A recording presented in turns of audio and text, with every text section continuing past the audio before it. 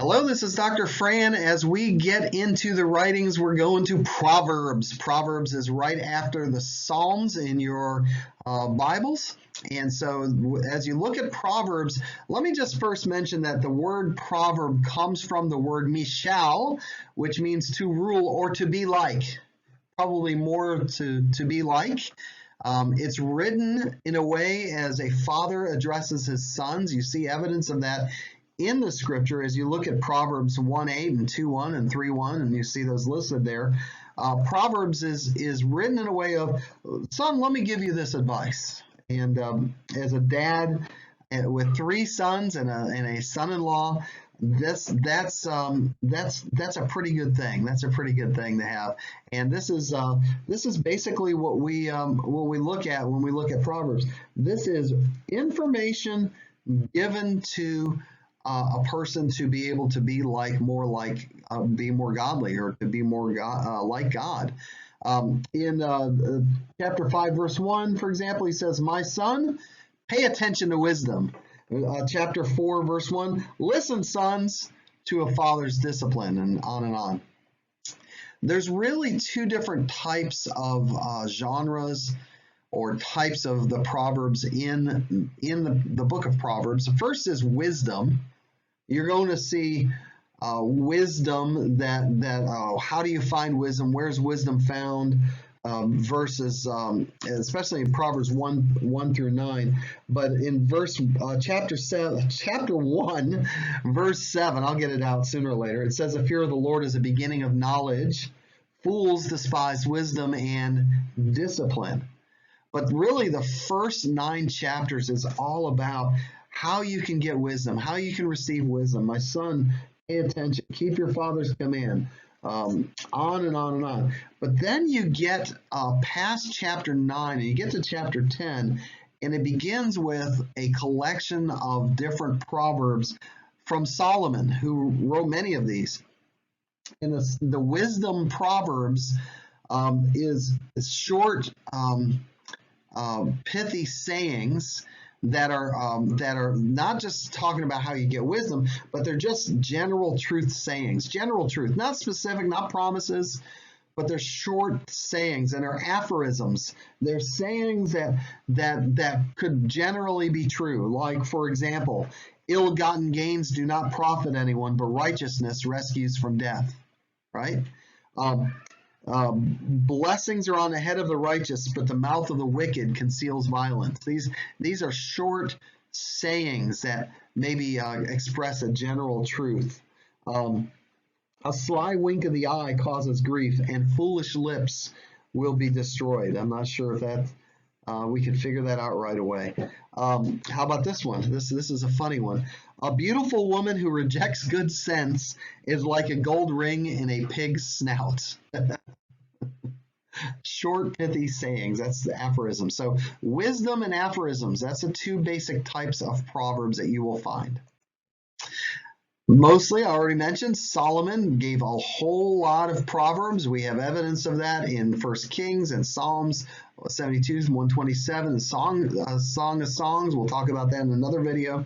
That's Solomon's proverbs. Many of his proverbs that we see is in first 9 chapters, 1 through 9:18. But then also throughout Proverbs from 10 to 22, you're going to see the Proverbs of Solomon.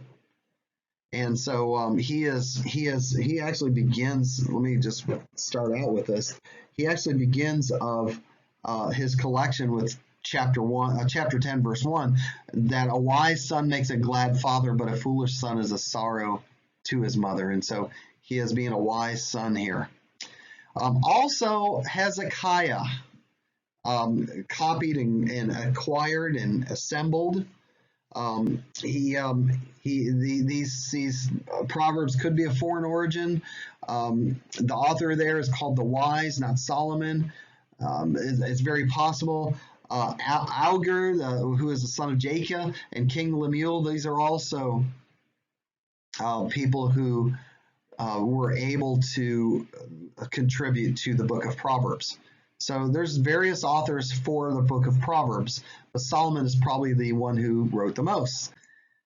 And the wisdom proverbs, I mentioned this already, have what we call a chiastic structure. Like a lot like the Psalms have the same structure. But in a wisdom proverbs in chapter 31, for example, take a look at how this works. And so you see the A there, which corresponds to the A at the bottom, right? Verse 10, if you go to chapter 31, if you're following in your Bible, chapter 31 of Proverbs, and you look at starting with verse 10, it's so interesting how this works. It begins with a high value. It says, who can find a wife of noble character? Now scroll all the way down to verse 30 and 31. Charm is deceptive and beauty is fleeting, but a woman who fears the Lord will be praised. Give her the reward of her labor, and let her works praise her at the city gates. What is he's saying?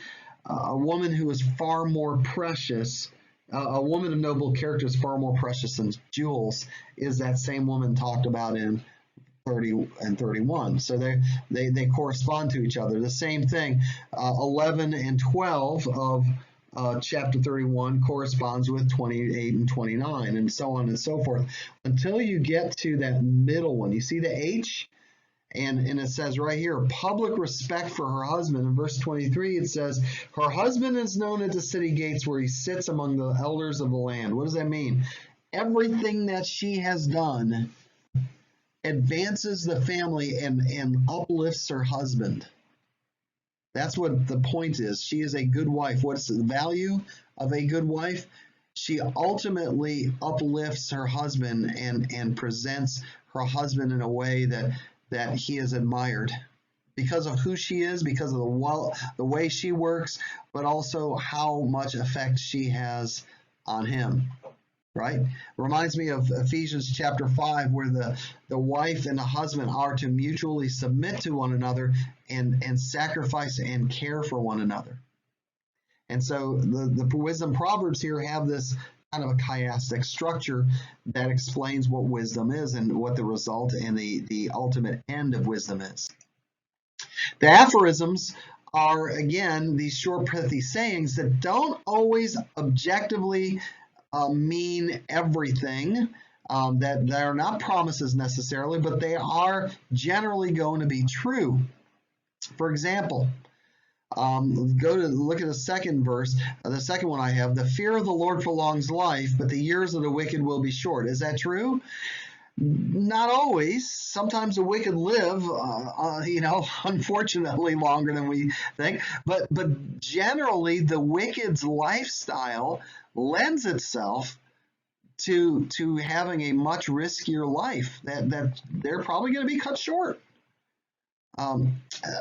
Here's the very first one. Answer not a fool according to his folly, right below. Answer a fool according to his folly. Well, what does that mean? Well, the first one is, don't answer a fool according to his folly, or you'll be like him yourself. The second is, if you do, he'll be wise in his own eyes. So he's saying, hey, don't answer a fool according to his folly, because a guy will think that you're at his level and that he's wise in his eyes when you're answering him. Don't give the credit. Don't throw the pearls before the swine, in other words, right? And so aphorisms will be these general truths that aren't always applicable and not always a promise. But generally, if you follow them, you're going to do well in life, right? You're going to do okay. So what are they? Well, I already said they're most of the time true. And so you apply them to broad categories. You don't just say, well, I raised my children in the way they should go. They got older and they departed from it. What's wrong with me? What's wrong with that? The general idea is, if you raise them with the fear of the Lord, that it will still have an effect on them in some way. And maybe they will be faithful to the Lord. Maybe they will not. Right? So keep that in mind as you're looking at the Proverbs. They're not commands. They do have what we call imperatives, which are commands, basically sit down, stand up, that's what an imperative is. But the commands aren't necessarily found in Proverbs, but they really strongly suggest. Proverbs 22 gives us an example of make no friendship with a man given to anger. That's a pretty strong statement right there, right? Don't go with a wrathful man. Why? because you'll learn his ways and you'll entangle yourself in a snare. So these aphorisms are going to be generally truths, general truths that are going to be helpful for you in life. A lot of times you're going to find a proverb structure where you have the second part reverses the first. We just saw that in answer a fool, don't answer a fool. Here's another example of that. The second part reverses the first in a way to really emphasize the truth. Wisdom rests in the heart of a man of understanding. The reverse is, it makes itself known even in the midst of fools.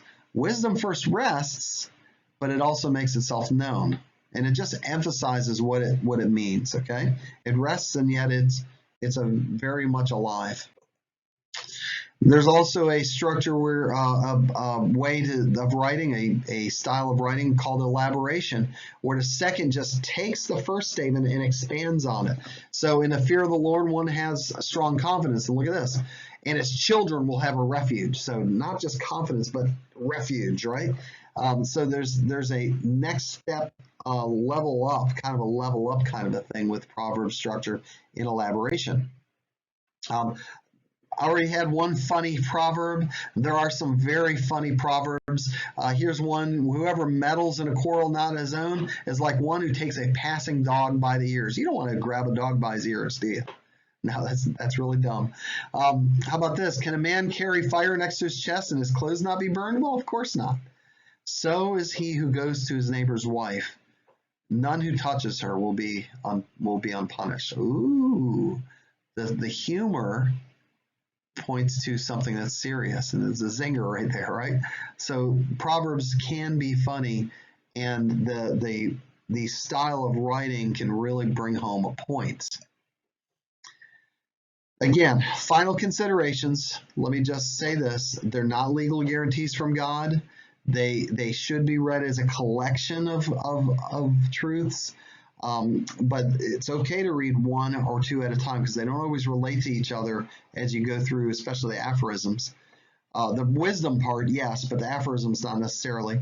The Proverbs are worded to be, not me, to be memorable, not necessarily be theoretically accurate. Just remember, they're there for memory. They're to speak to your heart so you remember them when you encounter issues in life.